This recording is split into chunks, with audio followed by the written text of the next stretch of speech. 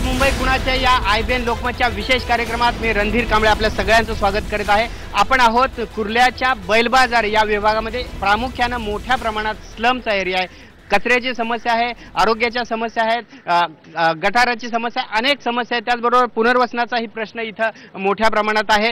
ट्रॅफिकची समस्या आहे. अनेक समस्यांना ला तोंड देत इथले नागरिक राहत आहेत. आपल्या सोबत इथली सगळी जनता आहे. त्याचबरोबर वेगवेगळ्या पक्षांचे प्रतिनिधी आपल्या सोबत आहेत. आपल्या सोबत आहेत मनसेच्या मिनल तुर्डे, त्याचबरोबर राष्ट्रवादी काँग्रेसचे प्रकाश दिघे आपल्या सोबत आहेत. भाजपचे मोहन आंबेकर आहेत. शिवसेनेच्या मनाली तुळसकर ह्या नगरसेविका लवकरच इथं उपस्थित होणार आहेत या कार्यक्रमामध्ये सहभागी होण्यासाठी. आपण प्रामुख्याने जाऊया. इथं शिवसेनेचे नगरसेवक आहेत या विभागामध्ये, त्याचबरोबर मनसे पण प्रतिनिधित्व करतात. आपण सुरुवातीला जाऊया मनसेकडे की इथले ज्या समस्या आहेत ते नगरसेवक सोडवण्यात कितपत यशस्वी ठरलेत आणि कुठल्या प्रामुख्याने ज्या समस्या आहेत ज्याच्याकडे दुर्लक्ष झाले. इथे सगळ्याच प्रकारच्या समस्या आहेत. कुठल्याही प्रकारच्या समस्या इथे सोडवल्या गेलेल्या नाही आहेत. आतापर्यंत 25 वर्ष सत्ता असून सुद्धा लोकांना वॉटर मीटर, गटर ह्याच समस्यांना अजूनपर्यंत तोंड द्यावं लागत आहे. आणि विकास कामं तर खूप दूरची गोष्ट राहिली. फक्त नारळ फोडायची कामं केलेली आहेत. कामाच्या नावाने इथे शून्य प्रकारे विकास झालेला आहे. इथं कामं झालेली नाहीत, मात्र फक्त प्रचार करण्याचा प्रयत्न झालेला आहे. राष्ट्रवादी काँग्रेसकडनं जाणून घेऊया. फक्त दाखवण्यापुरत्या उद्घाटनाचे कार्यक्रम होत आहेत, मात्र लोकांचे प्रश्न सुटले जात नाहीत. नाही, ह्या ठिकाणी बऱ्याच, मी असं बोलणार नाही की कामं झाली नाही असं नाही. शिवसेना नगरसेवक कामं केले, पण बऱ्याच अंशी जशी कामं व्हायला पाहिजे होती या 5 वर्षामध्ये, त्या 5 वर्षामध्ये जशी कामं झालेली नाहीत. बरीच कामं अपूर्ण आहेत. मला वाटतं कदाचित त्यांना 5 वर्ष कमी पडलेली आहेत काम करण्यासाठी, असं बोलायला हरकत नाही. परंतु तुम्हाला प्रामुख्याने सांगेल की हे जे मैदान दिसतं आहे हे खूप जुनं मैदान आहे. आणि ही कॉलनी जी आहे हे 65 वर्षापूर्वी, 65-70 वर्षापूर्वीची कॉलनी आहे. आणि ह्या ठिकाणी पूर्ण वाढीसाठी हे मैदान खेळण्याचं मैदान होतं. या ठिकाणी जर तुम्ही बघितलं तर पूर्ण हे वाहतुकीचंही झालेलं आहे, ते म्हणजे पार्किंग झोन झालेलं आहे. आणि ह्या ठिकाणी बरेच, म्हणजे मी असं बोलून काही गुंड प्रवृत्तीचे लोक ह्या गोष्टीला खतपाणी घालत आहे. तुम्ही जर रात्रीचं येऊन बघितलं असं पूर्ण या ठिकाणी पूर्ण टोटल तुम्हाला मैदान दिसणार नाही. आज मुलांना खेळायला मैदान नाही आहेत, म्हणून हे मैदान आहे वाडेशेटच्या मुलांसाठी. ह्या ठिकाणी मी लहानाचं मोठा झालो, ह्याच मैदानावर मी खेळलेलोच आहे. परंतु या ठिकाणी आज जर बघितलं तर पूर्ण व्हेकल, पूर्ण पार्किंग झोन झालेला आहे. या ठिकाणी कोणाचं लक्ष नाही. आणि जो कोणा आवाज उठवण्याचा प्रयत्न करतो त्याला दाबण्याचा प्रयत्न या ठिकाणी प्रामुख्याने जाणीवपूर्वक केला जातो. दहशतीचा प्रयत्न होतो असं आपल्याकडे. आपण जाऊया शिवसेनेकडे, कारण शिवसेनेच्या नगरसेविका पण इथं प्रतिनिधित्व करतात. कामं होत नाहीत, लोकांची समस्या तशाच आहेत. मैदानं जी विकसित करायला पाहिजे होते ती गेली जात नाहीत असा आरोप होतोय. नाही, मैदानाचा जो विषय आहे हा विषय असा आहे की हे मैदान कलेक्टर लँड आहे आणि ज्या विषयावरती नगरसेवकांनी सातत्याने पाठपुरावा केलेला आहे. या इमारत क्रमांक 12, इमारत क्रमांक 11 आणि 17च्या प्रतिनिधींना घेऊन आम्ही त्या संदर्भात बैठकसुद्धा केली. मात्र विषय हा MMRD आणि महाराष्ट्र शासनाच्या अंतर्गत असल्यामुळे महानगरपालिका प्रशासनाने या विषयामध्ये दखल घेतलेली नाही आहे. आम्ही इकडे लोकांना या संदर्भात सांगितलेलं की आपण सातत्याने याविषयी पाठपुरावा करूया, आपण याला संरक्षण भिंत घालून घेऊया, जेणेकरून ह्या मुलांना या मैदान उपलब्ध राहील. तसेच नगरसेविकाच्या जर माध्यमातून कामं झालेली नाही आहेत तर आपण ज्या पटांगणामध्ये उभे आहोत त्या पटांगणाचं सुशोभीकरण नगरसेवकाच्या माध्यमातून केलेलं आहे. या विभागात तब्बल 23 शेड नगरसेवकाच्या माध्यमातून झालेले आहेत. आज मी जर आपण फिरलात 18 रस्त्यांची नूतनीकरणाची कामं या विभागामध्ये सुरू आहेत. तसेच जय जवान उद्यान आपण जाऊन पाहाल, इतकं सुंदर आणि इतकं देखणं काम या नगरसेवकाच्या माध्यमातून झालेलं आहे. मनसेने आरोप केलाय फक्त नारळ फोडण्याचं काम केलंय वेगवेगळ्या विकास काम. आपण एक सांगा, एखाद्या गोष्टीला पाठपुरावा करून ते काम करणं हे महत्वाचं आहे की नाही? गेली 5 वर्ष सातत्याने पाठपुरावा करून त्यांनी अर्थसंकल्पामध्ये निधीची तरतूद करून जय जवान उद्यान अतिशय सुंदर देखणं स्वरूपात त्यांनी मांडलेलं आहे. तुम्ही जाऊन पाहू शकता, जनतेला तुम्ही दाखवू शकता. कुठल्याही प्रभागामध्ये तब्बल 42 शौचालय, 42 शौचालयापैकी 39 शौचालयाचं नूतनीकरण नगरसेवकाच्या माध्यमातून झालेलं आहे. या प्रभागामध्ये आपण जाल, या सोसायट्यांमध्ये, या तब्बल 50 ते 60 वर्ष जुन्या सोसायट्यांमध्ये आजपर्यंत ना कुठल्या खासदारांनी लक्ष दिलं, ना कुठल्या आमदारांनी लक्ष दिलं. मात्र मागील 5 वर्षामध्ये आपण ज्या सोसायटीमध्ये जाल त्या विभागातल्या नगरसेविकेने त्या ठिकाणची पॅसेजची, त्या ड्रेनेज लाईनची कामं केलेली आहेत. आपण परत दावा करताय शिवसेना की त्यांच्याकडनं हे केलंय. सत्ताधारी पक्ष तुम्ही आहात, भाजप खरंच आरोप प्रत्यारोप होत आहेत. फक्त उद्घाटन करण्यापुरतं शिवसेनेच्या नगरसेविकेनं कामं केलेत आणि त्यांनी तर दावा केलाय कामं खूप झाले. नाही, मुळात कुर्ला ह्या विभागाच्या समस्या जर समजून घेतला, ज्या पद्धतीने हा इथे भाग आहे, इथल्या बेसिक समस्या काय आहेत, इथे काय गरजा आहेत ह्या नीट समजून घेणे गरजेचं आहे. कुठलाही लोकप्रतिनिधी ज्या वेळेला आपला जाहीरनामा प्रकाशित करतो त्या जाहीरनाम्याप्रमाणे किती कामं झाली याचं आज ॲनालाइज करणं गरजेचं आहे.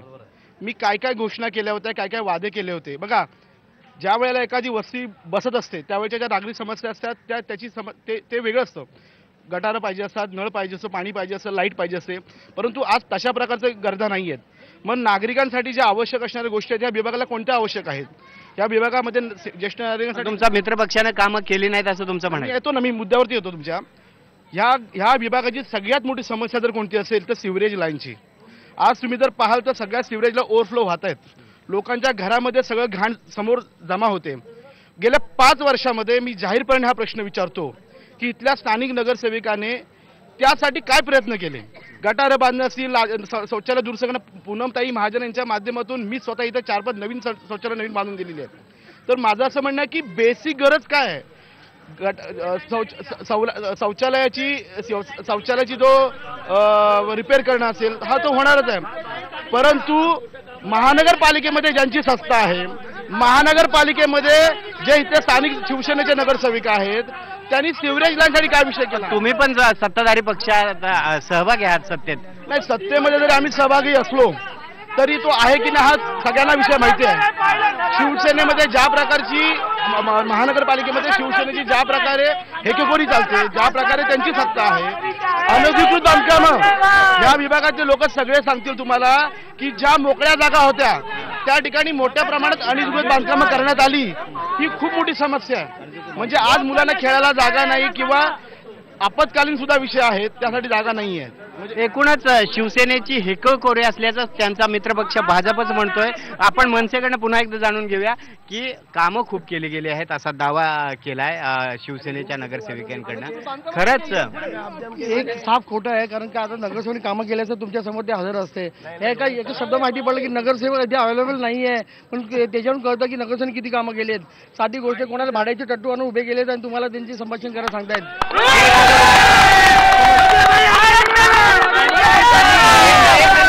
काही काम झालेलं नाहीये. बिलीव्ह करा तुम्ही. हे ते फक्त आमच्यावर तुम्ही 2 मिनिटं फिरलात ना तुम्हाला सांगू शकतो, तुम्हाला प्रॅक्टिकली दाखवू शकतो आम्ही इथे काही काम झालेलं नाही. फक्त भूमाफिया हे लोक सर्व सेनेचे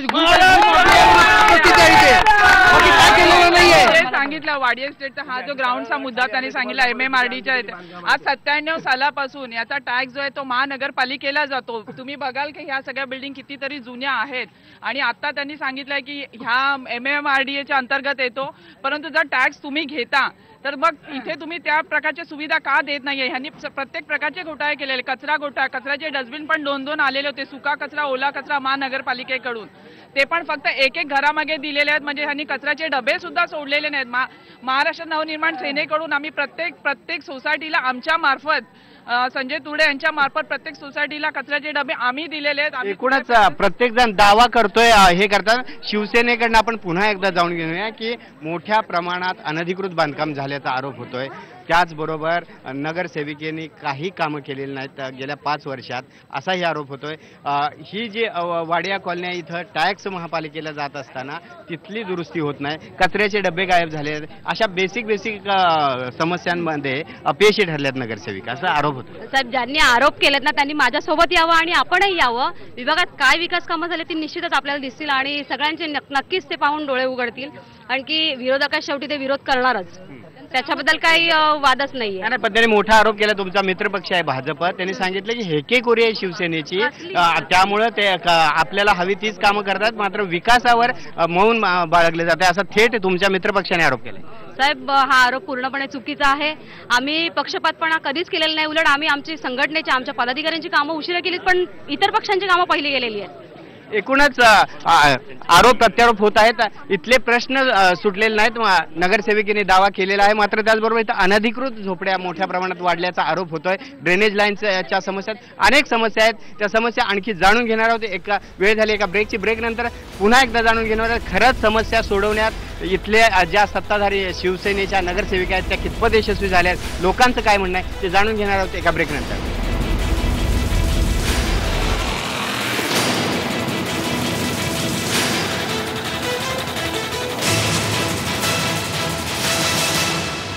ब्रेक नंतर मुंबई कुणाची या विशेष कार्यक्रमात आपलं स्वागत आहे. आपण आहोत कुर्ल्याच्या बैल बाजारमध्ये. प्रामुख्याने इथल्या समस्या आहेत त्या अनधिकृत बांधकामाच्या, त्याचबरोबर ड्रेनेज लाईनच्या, त्याचबरोबर इथं जी वाडिया इस्टेट ही वसाहत आहे ती मोठी जुनी वसाहत आहे, तिथले नागरिकरणाच्या अनेक समस्या आहेत. आपल्यासोबत आहेत स्थानिक नागरिक. नक्की काय त्यांच्या समस्या आहेत, का सुटत नाही तुमच्या समस्या? आमचं समस्या अशी आहे की आम्ही कोणावर प्रत्यारोप नाही करत, BMCवर आम्ही करतोय. कारण ही खाडी पुरी फिरवली आहे, ते ड्रेनेज लाईन तुटले, सगळ्या पब्लिक लोकांनी सहाय्य दिलेले आहेत, अजून ड्रेनेज लाईन बनत नाही. आणि हा प्रोजेक्ट सेकंड टप्पा आहे ना, पहिलं हायकोर्टने सांगितलं 30 मीटर आहे, या लोकांनी सर्व इथे फिरून ड्रेनेज लाईन तोडून टाकलेली आहे. BMCने हे MMRDनी पण पत्र लिहिलं आहे, हे त्यांचं ड्रेनेज लाईन हे करून द्या करून, तरी पण हे लोक ड्रेनेज लाईन हे करत नाही. पब्लिक लोकांना सगळं उल्लू बनवतात आहे तिकडे. आता हे सगळं ड्रेनेज लाईनचं पाईपलाईन पुरी इथे गेलेली आहे, पुऱ्या तिकडे भरतं ते. आता ते देवाळची फोटो दाखव, हे देवाळ बांधलंय, परत काय पण तिथे घडणार आहे. परत मी किती क्रॉसफंडिंग केलेली आहे, हे पिटिशन पण पेंडिंग आहे. आता हे ड्रेनेजचं नाही, हे घे दाखवतो तुम्हाला. तुमचा मुद्दा लक्षात आला. तुम्ही ऍक्च्युली तिथे येऊन तुम्ही बघेल प्रत्यक्षात, तर तुम्हाला साईटवर समजेल ऍक्च्युअल आमचं काय आहे ते. ऍक्च्युअली 5 वर्ष झाले आम्ही आहे ना, सगळं फुल वाडिया एस्टेटचं सिव्हरेजचं पाणी तिथे जातं आणि 5 वर्ष झाले आम्ही लढतोय. 5 असे किती फाईल्स आहे आमच्याकडे. एकूण एक आहे ना, पार्टीजला पण आम्ही दिले आणि एकूण एक आम्ही BMC लोकांना पण बोला, BMC MMRDला लेटर लिहिला, MMRD बोलते ते BMCचं ज्युरिडिक्शन आहे, त्या लोकांमुळे ती तुटली आहे. आणि मिठी नदी वाइंडिंग करताना ती आमची सिव्हरेज तुटली आहे. तर हे लोकांचं वेगळंच म्हणणं आहे की दिशाभूल करतात ते पब्लिकची. दिशाभूल होते जनतेची. माझ्या एकदम घराच्या समोर आहे, माझी मुलं माझ्या दारामध्ये असं घरी जेव्हा बसलं तरी असं वास येतो, एवढी वाहती ना अशी की असं वाटतं काय फुटली बिटली सगळ्या घरामध्ये कोणी मरण माणसं असं होतं. या विभागामधील लोकांनी हा प्रश्न वारंवार BMC वगैरे यांच्याकडे तुम्ही जाताय. 1954 सालाच्या इमारती आमच्या घरामध्ये पाणी जे दुसऱ्या माळावरून वाहत. आणि थांबा 1 मिनिट. BMC अथवा कुठला खासदार आमदार याच्यावर कधी लक्ष घालत नाहीये. आणि BMCचे जे आता नगरसेवक वगैरे आहे त्यांनी ह्या विभागामध्ये बरीच कामं केलेली. हे पेवर ब्लॉक टाकलेले आहे, ह्या लाईटी लावलेल्या आहेत.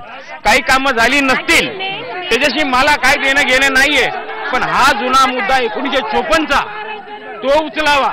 एकूणच ड्रेनेज लाईनची मोठी समस्या आहे. पालिका सांगते MMRDचं काम आहे, MMRD म्हणा दुसरीकडे ढकलतंय. लोकांच्या घरामध्ये गटाराचं पाणी जात आहे, आरोग्याचे प्रश्न निर्माण होत आहेत. महापालिका आणि MMRD एकमेकावर ढकलत असतील, आता लोकांनी जाण्याचं कुणाकडे? साहेब, ज्यांनी समस्या तुमच्यासमोर मांडली आहे, खरं तर या पूर्ण कॉलनीचा सिवरेज लाईनचा प्रकल्प अर्धवट पडलेला आहे. तो पण अनधिकृतरित्या जागा अडवली आहे. त्याच्यामुळे इव्हन ते तिथून जर आपली लाईन क्लिअर होते, ती जागा जर साईडला क्लिअर करतायत तर आपली लाईन पूर्ण क्लिअर होणार, या कॉलनीचा पूर्ण प्रश्न जाणार आहे. फक्त एक छोट्याशा म्हणतात ना, एक अनधिकृत, आता हे अनधिकृत एवढे ओरडतायत की अनधिकृत बांधकाम झालंय, मग त्यांनी ते पण जाऊन बघावं की सिवरेजचा प्रकल्प का अडलेला आहे, का पूर्ण होत नाही. तिथेही अनधिकृत काहीतरी झालेलं आहे, त्याच्यामुळे तो प्रकल्प पूर्ण होत नाही. अनधिकृत काम हटवण्याचं काम पालिकेचं आहे की लोकांचं आहे? महानगरपालिकेचा आहे. त्यात का पेशी होते? कोर्टात स्टे चालू आहे. जे आता तुमच्यासमोर मांडतात की हे आपण प्रयत्न करतोय, पण साहेब जे आता तुमच्यासमोर मांडतात त्यांचीच प्रॉपर्टी आहे. हा बोला. हे बघा, आता जे हे बोलले ना, ऍक्च्युली आम्ही प्रायव्हेट लँड आहे, प्रायव्हेट लँडमध्ये आम्ही NA करून भरतो, तर हे आम्हाला ना कंप्लेंट देऊन वगैरे आमचे घरं तोडतात. आणि सिव्हरेज आमची इकडून आहे, जो ह्यांचं घर आहे ना तो पाठीमागे राहिला, आमचं सिव्हरेज या बिल्डिंगच्या पाठीमागे आहे. एकूणच प्रश्न आला तुमच्या लक्षात की मोठ्या प्रमाणात सिव्हरेज लाईन नसल्यामुळं आणि अनधिकृत बांधकामामुळे हे होऊ शकले नाही.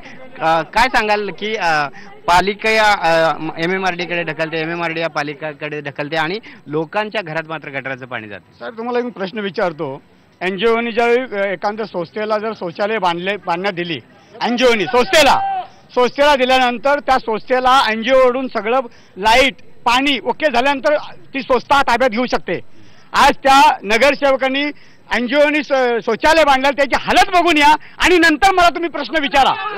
विकली गेली 2 लाखाला दुसऱ्याला, आणि त्या ठिकाणी दुसरा माणूस तो पळून गेला आणि आता तिला लाईट नाही आणि पाणी अनॉथराईज जोडले. ऑथराईज नाही का जोडलं? आम्ही चालू घेऊ शिव अंबिका सेवा मंडळाच्या वतीने NGO कडून ते संडास आम्ही हे केलेलं आहे.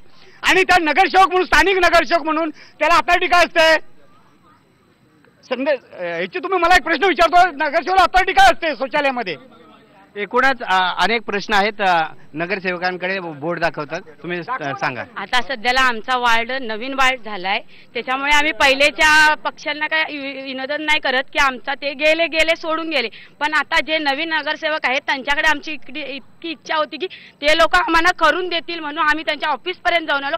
पण आमची एक मराठी माणूस म्हणून गेलेलो की आमच्या अशा समस्या आहेत, ह्या आम्हाला सोडून द्या. सरळ आम्हाला ऑफिसमध्ये गेल्यावर नाकार दिला. आणि माझ्या संदेश नगरमध्ये माझ्या इथं एक पोरगा ढापे उघडून ठेवले, बांधता या लोकांनी ढापे उघडून ठेवले, त्याच्यातून सळी बाहेर आली, त्या पोराच्या पायात घुसली.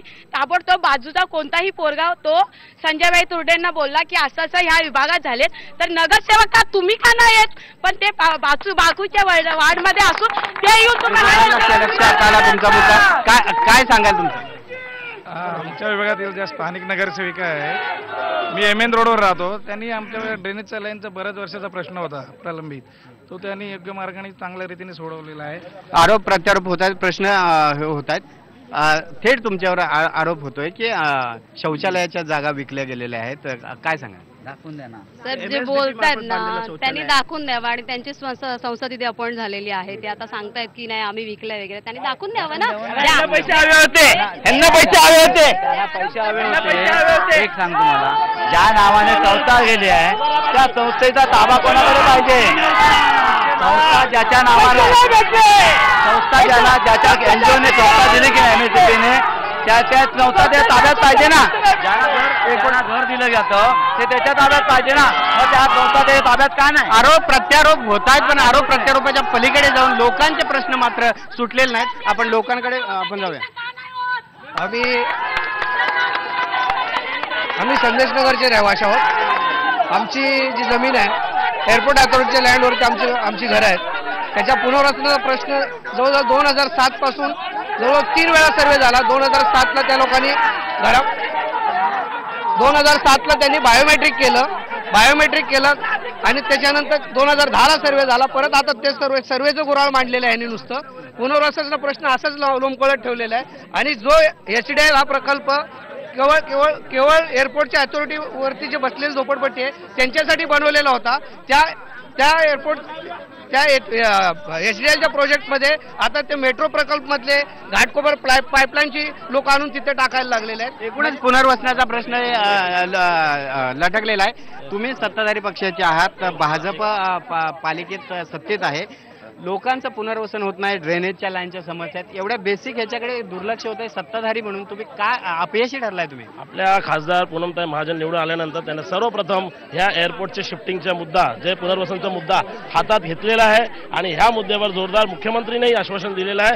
आश्वासन दिले, अजून कारवाई होणार. यांनी आता सांगितल्याप्रमाणे असे अनेक वेळा आश्वासन दिले गेले. ही जी कॉलनी आहे 1 ते 17 बिल्डिंग आहे, A आणि B ब्लॉक 19 बिल्डिंग आहेत. या 19 बिल्डिंग जवळ 70 वर्षा जुनी बिल्डिंग आहे. आज रूमच्या जे खोल्यांचे पडझड होत आहे, कधीही बिल्डिंग ढासळू शकते. अशा परिस्थितीमध्ये कोणी आतापर्यंत कोणी येऊन या वाड्याच्या कॉलनीबद्दल, याच्या पुनर्वसनाबद्दल किंवा शिफ्टिंगबद्दल किंवा डेव्हलपबद्दल कोणी विचार करत नाही. आरोप प्रत्यारोप मोठ्या प्रमाणात होत आहे. लोक तुमच्याकडे येतो मी. वेळ झाली एका ब्रेक नंतर जाणून घेणार आहोत आपण इथल्या अनधिकृत जे बांधकाम होते त्याला नक्की जबाबदार कोण आहे. त्याचबरोबर आरोप प्रत्यारोप होत असताना लोकांचे प्रश्न मात्र तसेच अनुत्तरित राहिलेले आहेत. या निवडणुकीच्या निमित्तानं तरी हे प्रश्न सुटणार का, हा लोकांचा सवाल आहे.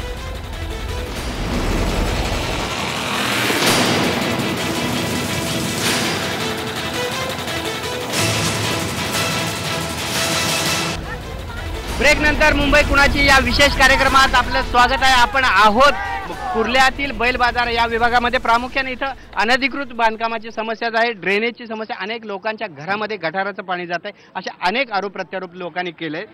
अपयश आहे आपलं या 5 वर्षानंतर लोकांच्या घरात गटाराचं पाणी जात आहे हे थांबवण्यात. साहेब अनधिकृत बांधकाम म्हणताय, पण जिथे आता त्या मॅडम म्हणतायत की आमच्या घरात पाणी येत आहे, त्यांची स्वतःची घरं नाल्यावरती आहेत. आम्ही नाले साफ करायचे कसे आणि बनवायचे कसे हे त्यांनी सांगून द्यावं. रस्त्याचे कामं चालू आहेत, आता थोडाफार त्रास होणारच, पण त्यांची घरं त्या नाल्यावरती आहेत, तर पाणी घरात नाही जाणार तर काय वरती जाणार आहे की काय? एकूणच म्हणजे लोकांनी काय सांगाल तुम्ही? माझ्या नगरसेविकेने आजपर्यंत सर्व लोकांची कामं करीत आले आणि आता पण माझी कामं चालू आहेत, हातात आहेत, माझ्या हातात आहेत. आणि नगरसेविकेने कधी कोणाला नाही म्हणून म्हटलं नाही. पण तुमची जर स्वतःची कामं असतील तर वैयक्तिक कामाला मदत करू शकत नाही ती. जर सगळेच बोले आमचे वैयक्तिक काम आहेत तर ती काय करणार, तिच्या ऐपतीने कामं पूर्ण होऊ शकत नाही. वैयक्तिक कामामुळे नगरसेविका कमी पडतात असं बाजू मांडते शिवसेना, काय सांगा? मी म्हणते जर तुम्ही वैयक्तिक कामं नाही बोलतात का, मग आम्ही आता वेगळ्या ह्याच्यात होतो, आमचा नगरसेवक गेला, पण तुम्ही ह्या नगरसेविकीने या वॉर्डामध्ये एखादं ग्रंथालय, वाचनालय, मुलांना घरामध्ये अभ्यास करायला नाही भेटत तर इथे बनवलंय का?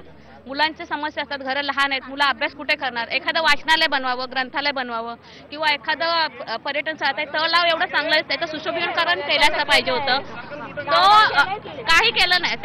काय सांगा? संदेश नगर बैल बाजारून बोलतोय आणि आमचे पुनर्वसन 5 लोक उपासना बसले आझाद मैदानावर, त्यांना काही झालं तर जिम्मेदार गव्हर्नमेंट राहील आणि तिथं सर्वे करतात आणि एक लिस्ट लागली नंतर लिस्ट लागली नाही आणि लवकर गव्हर्नमेंटशी मुख्यमंत्री सुद्धा म्हणतात हा आज करू उद्या करू. पुनर्वसनाचा गंभीर प्रश्न इथं झालेला आहे. पुनर्वसन लोकांचं झालं नाही, झोपड्या तुटल्या, त्यामुळे लोक आंदोलनाचा मार्ग हातात घेतात. आणखी इथं ही सगळ्यात जुनी इमारत 64 वर्ष झालेली असून ह्या विभागाला 19 इमारतींना ह्याच्याविषयी कोणी काही बोलत नाहीये. नगरसेवक येतात, नगरसेवक असो किंवा खासदार असो, आमदार असो, नगरसेवकांनी काही पहल केली होती. संजय पोटणे साहेबांच्या कानावर घातलं होतं हे 3 महिन्यापूर्वी की कॉलनी जुनी आहे म्हणून. त्यांनी सांगितलं होतं विधानसभेमध्ये तारांकित प्रश्न मी उपस्थित करीन, पण केलंय की नाही अजून मला माहित नाही. आश्वासनं लोकांची मिळत आहेत, लोकांचे प्रश्न मात्र सुटत नाही. 2 वर्ष आलेले आहे, 2 वर्षापूर्वी आमदार इथे निवडून आलेले आहेत, तर 2 वर्षापूर्वी त्यांना ह्या विभागातली कॉलनीची समस्या माहित नाही का? याच्यापूर्वी त्यांनी हा तारांकित प्रश्न विधानसभेमध्ये मांडला पाहिजे होता. मी क्रांतीनगरमध्ये इथे राहतो. 2007 पासून आमच्या इथे जो पुनर्वसन विमानतळ प्राधिकरणाचा विषय जो आहे 2007 पासून चालू आहे. म्हणजे मागे माजी शासनामध्ये एवढे काही पत्रव्यवहार केले पुनर्वसनाच्या संदर्भात, परंतु त्यांनी दाद न दिल्यामुळे शेवटी मी मानवाधिकार केस नंबर 5027/2013 मध्ये दाखल करून योग्य ते न्याय मिळवण्याचा प्रयत्न केलेला आहे. आता सध्याची जी परिस्थिती आहे म्हणजे शासनाला तर पूर्ण माहितीच आहे, परंतु आता जे आहे आपलं जे पुनर्वसनाचं जे काम आहे बघा, ज्यांना प्रत्येकाला माहीत आहे अशातला भाग नाही आहे. माझं पण कर्तव्य आहे की मी जे काम करतो ते प्रत्येकापर्यंत पोहोचावं. हे 2013 पासून जे 2007 पासून जे पुनर्वसनाचं काम थांबलेलं होतं हे आता सध्या 95% काम झालेलं आहे. 95% झाले. काही लोकांना 24 तारखेला आपलं हे नाही ना 24 तारखेला या पुनर्वसनाचं काम जे आहे याचा निकाल आता 24 तारखेला कळणार आहे आम्हाला. एकूण लक्षात आलं, तुमचा मुद्दा कळला. हे पुनर्वसनाची जी काम आहे त्याचबरोबर ड्रेनेजची आहेत. शिवसेना म्हणते तुमचा मित्रपक्ष आहे की आम्ही सोडवलेले आहेत, अनेक प्रश्न मार्गी लावलेत. कसं पाहता तुम्ही? नाही, पुनर्वसनाचा जो विषय चाललेला आहे किंवा ह्या वाडी एस्टेट कॉलनी ही काय आहे तर पाकिस्तानमधून जे स्थलांतरित झाले त्यांचं इथं पुनर्वसन झालेलं आहे. याच्याकडे दुर्लक्ष झालं आहे ही वस्तुस्थिती आहे. परंतु क्रांतीनगर, संदेशनगर, मिठी नदी किंवा एअरपोर्टच्या वरती बसलेली जी वस्ती आहे, अनेक सर्वे झाले गेल्या सरकारमध्ये, पण आमच्या खासदार पूनमताई महाजन ज्या वेळेला निवडून आल्या त्यांनी पहिला विषय हा घेतला की या वस्तींचं पुनर्वसन व्हायला हवं. परंतु मी कोणाची नावं नाही घेत, परंतु ज्या वेळेला आज क्रांतीनगर, संदेशनगरमध्ये ज्या तिकडच्या सोकॉल स्वतःला समाजसेवक जे समजतात त्या लोकांनी किती घरं वाढवलेली आहेत, गल्ल्यांवरती कशा प्रकारे नंबर टाकलेले आहेत. अधिकृत ज्याचं घर आहे त्या घर मालकाला घर मिळत नाहीये, कारण ते जिथं 100 घरं होती त्या ठिकाणी आता 150 घरं झालेली आहेत. पुनर्वसनाच्या समस्या कोणी निर्माण केल्या त्याच्यामध्ये स्वतःला नवनिर्माण करून घेणारे जे लोक आहेत त्यांनी सुद्धा ह्याचा विचार करणं गरजेचं आहे की कशा प्रकारे नंबर पडले त्यांनी स्थानिक लेवलला सांगावं. आणि जर त्यांनी ह्या ठिकाणी जर असं म्हणालं की असं नाही आहे, संदेशनगरमध्ये, क्रांतीनगरमध्ये अशा प्रकारचा गोंधळ नाही आहे, तर मी आज सगळ्यांना चॅलेंज करतो, मी तुम्हाला नेऊन दाखवतो. आज मुख्यमंत्र्यांनी पुन्हा सर्वे लावलेला आहे अधिकृतपणे. जे घर अधिकृत आहे त्याला घराला घर मिळणारच आहे. आणि वाडी एस्टेट कॉलनीचा जो विषय आहे तो फनेल झोनचा विषय महानगरपालिका कमिशनर, मुख्यमंत्री यांच्याकडे आमदार आशिष शेलार मुंबईचे अध्यक्ष यांच्या माध्यमातून तो पोहोचलेला आहे आणि त्याच्यावरती नक्कीच विचार होतोय. अनेक आश्वासनं लोकांकडे मिळतात, लोकांचे प्रश्न आहेत, मात्र पुनर्वसनाचा प्रश्न आहे तो अद्याप पुनर्वसनाचा प्रश्न थांबलेला आहे. पुनर्वसनाच्या ह्याच्यात काही लोकांचे गोंधळ झालेले आहेत, अनधिकृतपणे लोकांची घुसखोरी करण्याचा प्रयत्न झालाय, त्यामुळेच काम रखडल्याचा आरोपी होतोय. वेळ झाली एका ब्रेक नंतर जाणून घेणार आहोत या सगळ्या समस्यांना नक्की जबाबदार कोण, पालिका प्रशासन की राजकीय नेते की राजकीय पक्ष की निवडून दिलेले उमेदवार.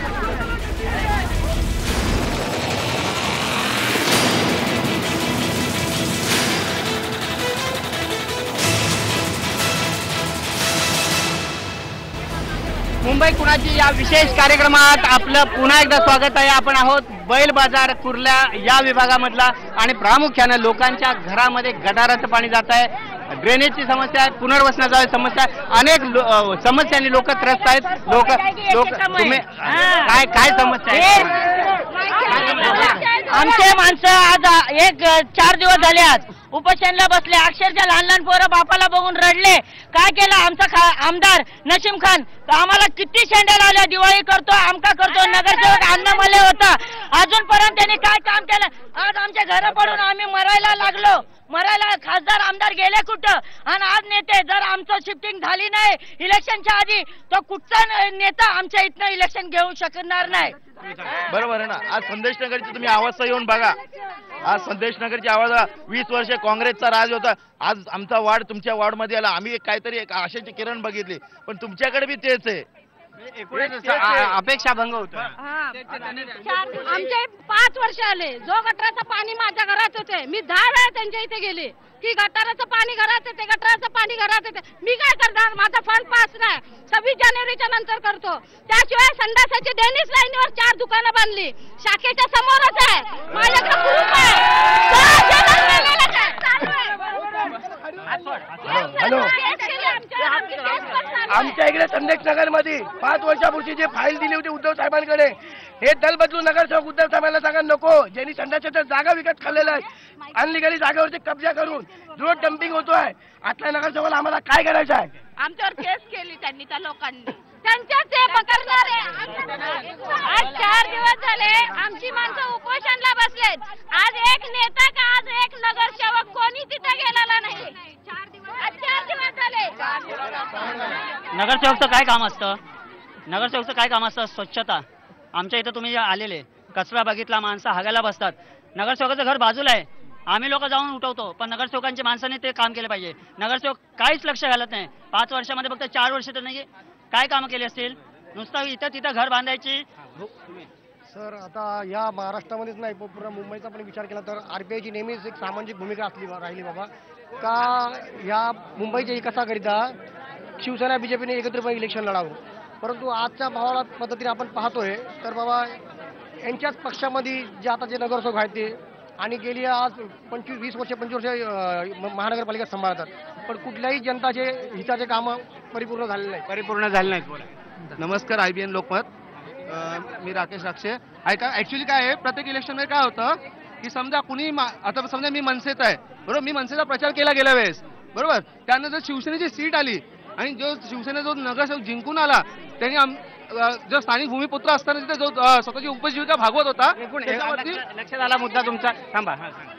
आज ही लोक जे बाथरूम करतायत ना, त्या बाथरूमच्या मागचं सत्य मी सांगते. गेले 1.5 वर्ष माझ्या घराच्या बाहेर बाथरूम बांधलेलं आणि त्याचं सगळं पाणी माझ्या दारातनं जात होतं. त्यांना बोलवून सगळी घाण दाखवली. अहो सर, त्रास होतोय. आम्ही काही करू शकत नाही. आज सहयोग नगर हयादीत नाही. मग वोटिंग आम्ही का करायची? कोणासाठी करायची? हॅलो, मी झोपडपट्टी चळवळमधली कार्यकर्ता हर्षला गायकवाड बोलते. बोला. थांबा. प्रथम तर IBN लोकमतचे आभार. आम्हाला मत मानलं लावलं, पण आम्हाला बोर्डाचे एक्झाम आले जवळ, पण आम्हाला अजूनपर्यंत एक अभ्यासिका किंवा वाचनालय नाही. आम्ही स्मशानामध्ये जाऊन आम्ही अभ्यास करतो, पण आमच्या घरामध्ये गोंगाट असतो, घरात भांडण, टीव्हीचा आवाज, पण अभ्यासाला काय नाही. पण शेवटचं जाणून घेऊया नगरसेविकेंकडून. अनेक प्रश्न आहेत. प्रश्न सोडवण्यात अपयशी ठरला आहे की आपल्याला आणखी काही अडचणी आल्या त्यामुळे कारण तुमचा सत्ताधारी पक्ष होता?